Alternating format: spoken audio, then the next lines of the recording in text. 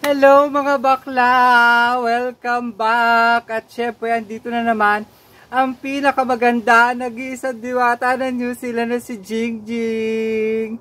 At syempre, for today's video, nandito tayo sa aking taniman ng mga pechay dahil mangunguha ako at magluluto ako ng sinigang. Alam nyo mga bakla, as in talaga pag nagluto ka ng sinigang dito, talagang hindi mo talaga siya makompleto, talaga yung gulay, panlahok ng sinigang, as in talagang ang mahal ng sitaw, as in talagang $10, 10 pieces talaga siya, tapos yung talong, as in talaga isang piraso, halos $5 na, kaya pechay na lamang, at saka kung ano pa yung makukuha ko dito na gila, kagaya ng Baguio beans, so yun na lang ilalahok ko. At syempre mga bakla, for today's video, talakayin natin kung ano-ano nga ba ang qualification ng construction workers dito, builders, plumbers, electrician. So yan, bago natin simulan ng video ito, isang intro muna!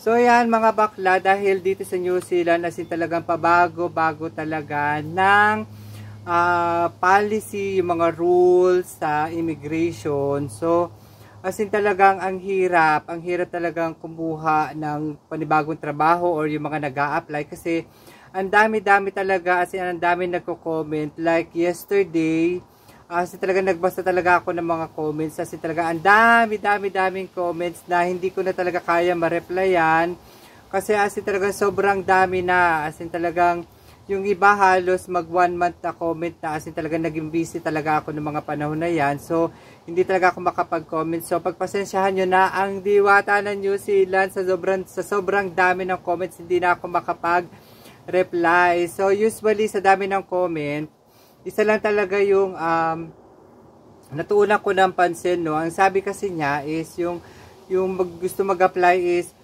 yung mga hina-hire daw ni employer is nandito na sa New Zealand. And yes, totoo po yan. Yung iba talaga is as in talaga ang hinahanap nila is yung nandito na sa New Zealand. So ano-ano nga ba yung hinahanap ni employer na nandito na sa New Zealand, kasi sinasabi nila na may right of works. So yung right of works na yon is yung may mga handle ng like holiday visa. So yan, magkakaroon ako ng content ng holiday visa mga bakla, kung paano mag-apply at kung kailan pwede mag-apply. So abangan nyo yan sa aking susunod na videos.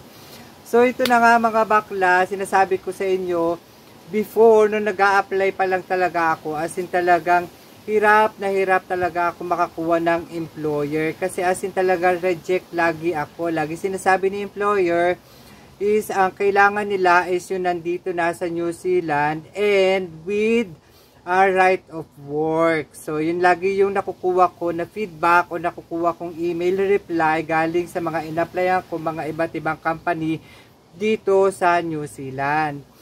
So yun na nga mga bakla, lagi ko sinasabi, no, yung mga panahon na yon, as in talagang everyday 30 to 40 CV at cover letter ang pinapasa ko talaga, as in talagang sipag at tiyaga lang, tiis sa pag-a-apply, makakakuha ka rin ng employer. Hindi naman porket nagpasa ka lang ng 5 or 10 CV at cover letter sa mga employer, tapos nag-stop ka na at mag-aantay ka na ng mga feedback nila or reply. So, sad to say talaga, hindi ka kaagad-agad makakakuha ng employer noon. Kasi mostly, yung ibang employer dito sa New Zealand is nag-aantay sila na mayroon mag-apply na may mga hawak na mga visa na with right of works, like nga yung sabi ko na holiday visa.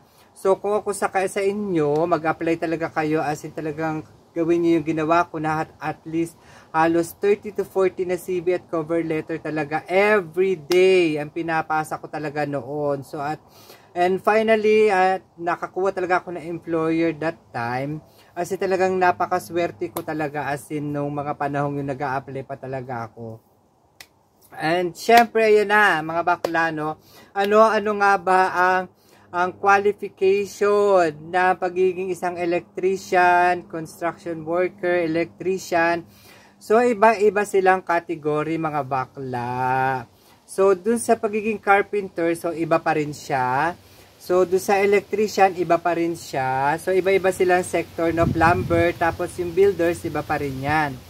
So, yung standard na qualification talaga na hinahanap ni employer dito sa New Zealand, as in talagang nag-research talaga ako at nagtanong ako sa mga builders na may mga amo talaga na Kiwi or yung talaga lehitimong taga New Zealand ang mga amo nila. So, ang hinahanap daw talaga nila na empleyado outside from other country, at least meron kang 3 years work abroad experience. So, ayan talaga yung hinahanap ni employer. Like, halimbawa, nagtrabaho ka sa Saudi Arabia as electrician or carpenter or plumber o kaya builder. So, at least meron kang 3 years work experience abroad. So, ayun mga bakla.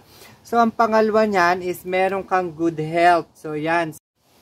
So, yan mga bakla, no? Kailangan meron ka talagang good health, malakas sa pangangatawan, hindi sakitin. Kasi meron tayong proseso na pagdadaanan which is yung medical.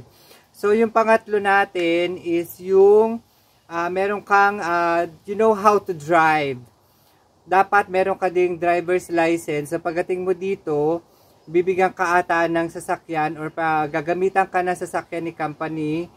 Tapos, kailangan yung meron kang driver's license international. Or halimbawa, meron kang driver's license from Philippines, meron kang driver's license from Saudi Arabia. So, parang iaano mo na lang siya dito, parang transfer, parang ganon. And then, ito talaga yung pinaka-importante ngayon, talaga as in talaga sabi ni Kuya RJ, you have at least good communication. So yun na nga, kailangan mo talaga na nakakaintindi ka ng English at nakakapagsalita ka ng English. So yun usually yun talaga yung mga kinukuha ngayon na mga taga rito na employer, which is yung mga local or Kiwi na tinatawag ng mga taga New Zealand dito. As in talagang medyo tumaas na yung standard kasi mahirap nga naman makipag-communicate. Kung halimbawa pukpukin mo yun, baka mamaya pukpukin mo yung ulo ng kasamahan mo, di ba? So ayan mga bakla, di ba? As in talagang nakaka-inspired naman talaga. So as in talagang hopefully do sa mga nag-a-apply through SeekJob NC, sana makakuha na talaga kayo ng employer dito sa New Zealand at magkita-kita tayo mga bakla. As in talagang I'm praying and I'm hopeful na makakuha talaga kayo ng employer. So try talaga kayo mag-apply, mag-submit kayo ng CV at saka cover letter sa iba't ibang company through SeekJob NC. So huwag kayong sumuko mga bakla, as in talagang don't give up at samahan nyo palagi ng pray. So yan mga bakla, natapos na naman ang ating video mga bakla. So kung hindi ka pa nakasubscribe, please subscribe and hit the bell button notification para updated kayo sa aking mga susunod na mga videos. At syempre kung hindi ka pa nakafollow sa aking Facebook page, So yan, follow ka na, Jing and Say Journey, ang aking Facebook page, mga bakla. So yan, lagi ko pa sinasabi, MYMP, make your mama proud. So yan, thank you for watching, and I love you all. God bless!